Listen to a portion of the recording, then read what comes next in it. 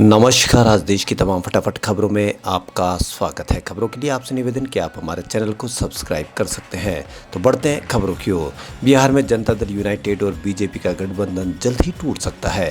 जानकारी के अनुसार जनता दल यूनाइटेड वैकल्पिक सरकार बनाने की योजना पर काम कर रही है। सूत्रों का कहना है कि बीजेपी को बिहार के मुख्यमंत्री नीतीश कुमार के फैसले का इंतजार है। बीजेपी के शीर्ष नेतृत्व ने पार्टी के नेताओं को बिहार के घटनाक्रम को लेकर बयानबाजी न करने को कहा है। बिहार बीजेपी के नेताओं ने नीतीश कुमार से चर्चा की है। बिहार की सियासत के लिहाज से सोमवार यानी आज का दिन घटनाक्रम से भरा रहा। जेडीयू के राष्ट्रीय अध्यक्ष राजीव रंजन ने पहले बीजेपी पर निशाना साधा। इसके बाद बारी पार्टी नेता उपेंद्र कुशवाहा की थी, जिन्होंने क्षेत्रीय पार्टियों वाले बयानों के लिए बीजेपी प्रमुख जेपी नड्डा को आड़े हाथों लिया। जेडीयू नेता विजय चौधरी ने कहा कि हम कल इस बारे में फैसला लेंगे।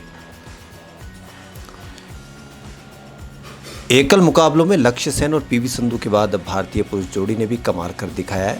फाइनल मुकाबले में इंग्लैंड के लेन वेंडी सीन को हराकर भारत ने अपने खाते में 21वां गोल्ड मेडल डाल लिया है। इसके बाद टेबल टेनिस में भारत ने एक और गोल्ड जीत लिया है। भारत के स्टार टेटे खिलाड़ी शरत कमल ने फाइनल मुकाबले में गोल्ड मेडल जीत लिया। भारत के पास अब कुल 22 मेडल हो गए। इससे पहले भारत की शटलर पीवी संधू ने महिला सिंगल्स के फाइनल में कनाडा की शटलर मिशेल ली को हराकर गोल्ड मेडल जीता था। पहली बार महिला सिंगल्स में सिंधु ने कॉमनवेल्थ में गोल्ड मेडल जीतने का कमाल किया। बता दें कि शुरू से ही सिंधु ने आक्रामक खेल दिखाया, जिसका जवाब विरोधी शटलर के पास नहीं था।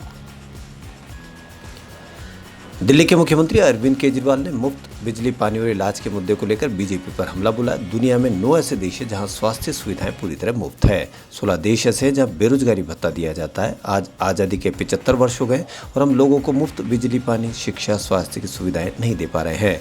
केजरीवाल ने कहा कि जो लोग इसे रेवड़ी कल्चर और मुफ्त की संस्कृति कहते हैं वो असली गद्दार है।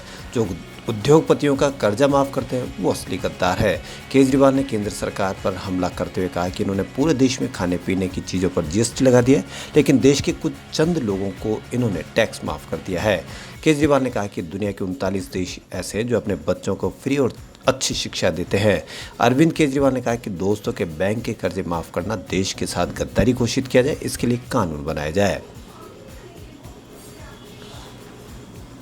बीएसएनएल कर्मचारियों को कथित तौर पर दूरसंचार मंत्री अश्विनी वैष्णव के द्वारा अब तक का सबसे कड़ा संदेश दिया गया है। केंद्रीय संचार मंत्री ने यह कहते हुए कि बीएसएनएल कर्मचारियों के लिए अगले 24 महीनों के भीतर प्रदर्शन और बदलाव का समय है या स्वैच्छिक सेवानिवृत्ति योजना लेने के लिए घर जाना है।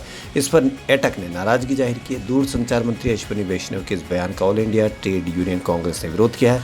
उन्होंने कहा कि सरकार की जबरन वीआरएस देने वाली नीति लगती है।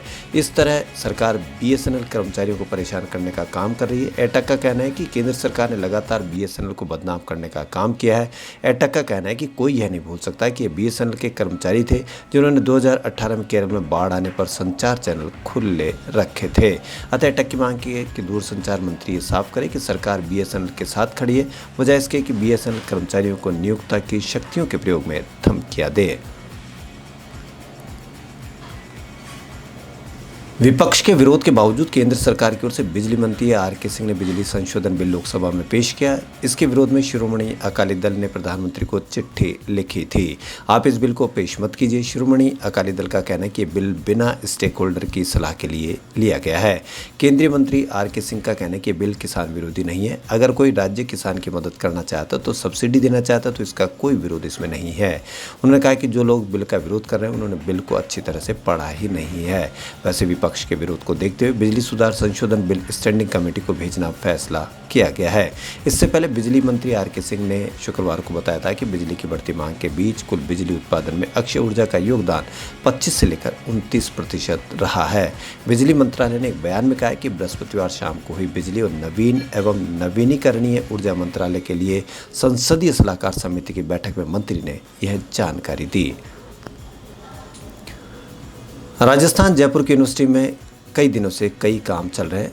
जिनमें इलेक्शन भी एक काम है। जयपुर में 48 घंटे से टंकी पर चढ़े छात्र नेताओं को पुलिस अभी उतार नहीं पाई है कि सोमवार यानी आज दोपहर करीब 1:30 बजे महारानी कॉलेज की 3 छात्राएं भी टंकी पर चढ़ गई। छात्र नेता छात्र संघ चुनाव की तारीख आगे बढ़ाने की मांग कर रहे हैं। हालांकि सरकार पहले ही छात्र संघ चुनाव की तिथि आगे बढ़ाने से इनकार कर चुकी है। दूसरी ओर छात्राओं ने कॉलेज प्रबंधन के सामने 5 मांगे रखी है। इनमें छात्रा शिक्षा निःशुल्क किया जाए, यूजी पीजी में 100% प्रवेश हो, कॉलेज में निःशुल्क ई मित्र व्यवस्था रहे, ओपन जिम खोला जाए और बंद पड़े बैंक को चालू करने जैसी मांगे शामिल है। 3 छात्र नेता राजस्थान विश्वविद्यालय स्थित पानी की टंकी पर चढ़कर विरोध जता रहे। उन्होंने स्पष्ट किया कि मांगों को नहीं माना गया तो वह गलत कदम भी उठा सकते हैं। तीनों छात्राएं गोखले हॉस्टल के सामने स्थित पानी की टंकी पर चढ़ी थी। इनमें कोमल मोहनपुरिया, गुंजन शर्मा, कोमल शर्मा शामिल थी। छात्राओं ने चेतावनी दी कि मांगों को नहीं माना गया तो वह आंदोलन को और उग्र रूप दे सकती है। छात्राओं ने कहा कि उनकी मुख्य मांग छात्रा निःशुल्क शिक्षा करने की है। महारानी कॉलेज के प्रिंसिपल के आश्वासन के बाद शाम करीब 7 बजे तीनों छात्राएं टंकी से उतर गई। पुलिस ने इन्हें शांति भंग में गिरफ्तार भी किया था, बाद में रिहा कर दिया गया। एक्टर आमिर खान की अपकमिंग फिल्म लाल सिंह चड्ढा 11 अगस्त को रक्षाबंधन के अवसर पर सिनेमाघरों में रिलीज होने जा रही है। आमिर इन दिनों इस फिल्म के प्रमोशन में बिजी है। अब हाल ही में फिल्म के एक प्रमोशनल इवेंट के दौरान आमिर खान ने हिंदू माइथोलॉजी महाभारत यानी अपने ड्रीम प्रोजेक्ट पर फिल्म बनाने की अपनी इच्छा जाहिर की है, जिसके बारे में वह पिछले 10 साल से सोच रहे हैं। हालांकि आमिर ने यह भी कहा कि उन्हें महाभारत पर फिल्म बनाने में डर भी लगता है। खबरों में फिलहाल इतना ही। यदि आपको हमारा चैनल पसंद आए तो लाइक, सब्सक्राइब और शेयर अवश्य करें। धन्यवाद।